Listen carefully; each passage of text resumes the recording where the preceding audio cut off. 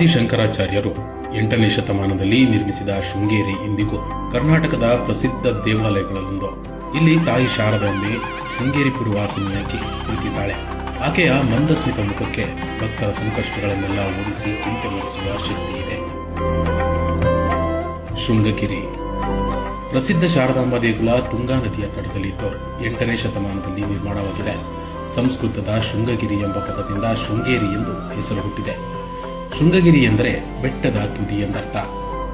ಶಂಕರಾಚಾರ್ಯ ನಿರ್ಮಿತ ಶ್ರೀ ಆದಿಶಂಕರಾಚಾರ್ಯರು ದೇಶಾದ್ಯಂತ ಧರ್ಮ ಸಂಚಾರದಲ್ಲಿ ತೊಡಗಿದ್ದಾಗ ದೇಶದ 4 ದಿಕ್ಕುಗಳಲ್ಲಿ 4 ಮಠ ದೇವಾಲಯಗಳನ್ನು ಕಟ್ಟಿಸಿದರು.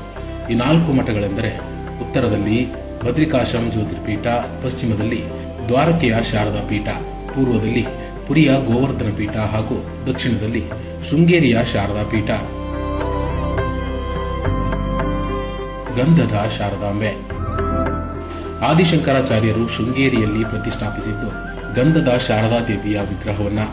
ಆಗ ತಾಯಿ ಶಾರದೆ ನಿಂತಿದ್ದಳು. 14ನೇ ಶತಮಾನದಲ್ಲಿ ವಿಜಯನಗರ ಸಾಮ್ರಾಜ್ಯದ ಆಡಳಿತ ಸಂದರ್ಭದಲ್ಲಿ ವಿದ್ಯಾರಣ್ಯರು ಇಲ್ಲಿ ಶಾರದಾಂಬೆಯು ಕುಳಿತುಕೊಂಡ ರೂಪದ ಹೊನ್ನಿನ ವಿಗ್ರಹ ಮಾಡಿಸಿ ಪ್ರತಿಷ್ಠಾಪಿಸಿದರು. ಹಾವು ಮತ್ತು ಕಪ್ಪೆ ಶಂಕರಾಚಾರ್ಯರು ಇಲ್ಲಿಗೆ ಬಂದಾಗ ಹಾವೊಂದು ಸುಡುವ ಬಿಸಿಲಿನಿಂದ ಗರ್ಭಿಣಿ ಕಪ್ಪೆಯನ್ನ ರಕ್ಷಿಸಲು ತನ್ನ ಹೆಡೆಯನ್ನೇ ಅಡ್ಡವಾಗಿ ಹಿಡಿದುದನ್ನು ನೋಡಿ ಆಶ್ಚರ್ಯಚಕಿತರಾದರು. ಸಾಮಾನ್ಯವಾಗಿ ಹಾವುಗಳು ಕಪ್ಪೆಯನ್ನ ತಿನ್ನುತ್ತವೆ. ಆದರೆ ಶೃಂಗೇರಿಯಲ್ಲಿ ಈ ವಿಚಿತ್ರಕ್ಕೆ ಬೆರಗಾಗಿ ಇಲ್ಲಿಯೇ ದೇವಸ್ಥಾನ ಕಟ್ಟಿಸಲು ತೀರ್ಮಾನಿಸಿದರು. ಈಗಲೂ ಕೂಡ ಇಲ್ಲಿ ಹಾವು ಕಪ್ಪೆಗೆ ರಕ್ಷಣೆ ನೀಡುತ್ತಿರುವ ಕಲ್ಲಿನ ಆಕೃತಿಗಳಿವೆ. ಇದನ್ನ ಕಪ್ಪೆ ಶಂಕರ ಗುಡಿ ಎಂದು ಕರೆಯಲಾಗುತ್ತದೆ.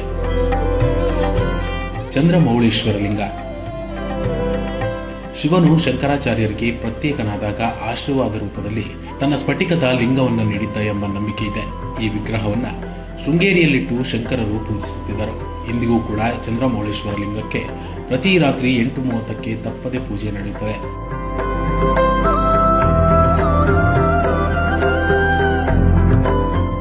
ಇಲ್ಲಿನ ಮುಖ್ಯ ದೇವಾಲಯವು ತಾಯಿ ಶಾರದಾಂಬೆಗೆ ಮೀಸಲಾಗಿದೆ. ಈಕೆ ಸರಸ್ವತಿಯ ಪ್ರತಿರೂಪವಾಗಿದ್ದು ಉಭಯ ಭಾರತಿ ಎಂದೇ ಪ್ರಸಿದ್ಧಳು. ಉಭಯ ಭಾರತಿಯನ್ನ ಪೂಜಿಸುವ ಮೂಲಕ ಜನರು ಬ್ರಹ್ಮ, ವಿಷ್ಣು ಮತ್ತು ಶಿವನ ಆಶೀರ್ವಾದಕ್ಕೂ ಪಾತ್ರರಾಗಬಹುದೆಂಬ ನಂಬಿಕೆ ಇದೆ. ಅಕ್ಷರಾಭ್ಯಾಸ ಇದು ವಿದ್ಯಾರ್ಥಿ ದೇವತೆಯಾದ ಸರಸ್ವತಿ ದೇವಿಯ ದೇವಸ್ಥಾನವಾಗಿರುವುದರಿಂದ ಅಕ್ಷರಾಭ್ಯಾಸಕ್ಕೆ ಹೆಸರುವಾಸಿಯಾಗಿದೆ. 2 ರಿಂದ 5 ವರ್ಷದೊಳಗಿನ ಮಕ್ಕಳನ್ನ ಇಲ್ಲಿ ಕರೆದುಕೊಂಡು ಬಂದು ಓಂ ನಾಮ ಬರೆಸಿ ವಿದ್ಯಾಭ್ಯಾಸ ಆರಂಭಿಸಿದರೆ ವಿದ್ಯೆ ಚೆನ್ನಾಗಿ ನಡೆಯುತ್ತದೆ ಎಂಬ ನಂಬಿಕೆಯಿಂದ ಪೋಷಕರು ದೊಡ್ಡ ಸಂಖ್ಯೆಯಲ್ಲಿ ಇಲ್ಲಿ ಅಕ್ಷರಾಭ್ಯಾಸಕ್ಕೆ ಮಕ್ಕಳನ್ನ ಕರೆದುಕೊಂಡು ಬರುತ್ತಾರೆ. ಮಠ ಶೃಂಗೇರಿ ದೇವಾಲಯದ ಮತ್ತೊಂದು ಬಹುದೊಡ್ಡ ಆಕರ್ಷಣೆ ಎಂದರೆ ಅದು ಮಠ. ದಕ್ಷಿಣಾಯ ಶೃಂಗೇರಿ ಶಾರದಾ ಪೀಠಂ ಎಂದು ಕರೆಯಲಾಗುವ ಈ ಮಠವು ಸ್ಮಾರ್ತ ಸಂಪ್ರದಾಯವನ್ನ, ಅದ್ವಾತ ತತ್ವವನ್ನ ಅನುಸರಿಸುತ್ತದೆ. ಇಲ್ಲಿನ ಮಠಾಧೀಶರನ್ನ ಜಗದ್ಗುರುಗಳು, ಶಂಕರಾಚಾರ್ಯ ಮುಂತಾದ ಗೌರವಗಳಿಂದ ಕರೆಯಲಾಗುತ್ತದೆ. ವಿದ್ಯಾಶಂಕರ ದೇವಾಲಯ ವಿಜಯನಗರ ಸಾಮ್ರಾಜ್ಯದ ಆಡಳಿತದ ಸಂದರ್ಭದಲ್ಲಿ ನಿರ್ಮಿಸಿದ ವಿದ್ಯಾಶಂಕರ ದೇವಾಲಯ ಬಹಳ ವಿಶಿಷ್ಟವಾದುದು. ಇಲ್ಲಿ 12 ಕಂಬಗಳಿದ್ದು ಒಂದೊಂದು ಕಂಬ ಒಂದೊಂದು ರಾಶಿಯನ್ನ ಪ್ರತಿನಿಧಿಸುತ್ತದೆ. ಇಲ್ಲಿನ ಕಿಟಕಿ ಹಾಗೂ ಬಾಗಿಲುಗಳ ನಿರ್ಮಾಣದ ವೈಶಿಷ್ಟ್ಯ ಹೇಗಿದೆ ಎಂದರೆ ಸೂರ್ಯನ ಕಿರಣಗಳು ನೇರವಾಗಿ ಶಿವಲಿಂಗದ ಮೇಲೆ ಬೀಳುವಂತೆ ರಚನೆಯಾಗಿದೆ. ವರ್ಷದ 12 ತಿಂಗಳನ್ನ ಪ್ರತಿನಿಧಿಸುವಂತೆ ಸೂರ್ಯನ ಕಿರಣಗಳು ಪ್ರತಿ ಕಂಬದ ಮೇಲೆಯೂ ಬೀಳುತ್ತವೆ.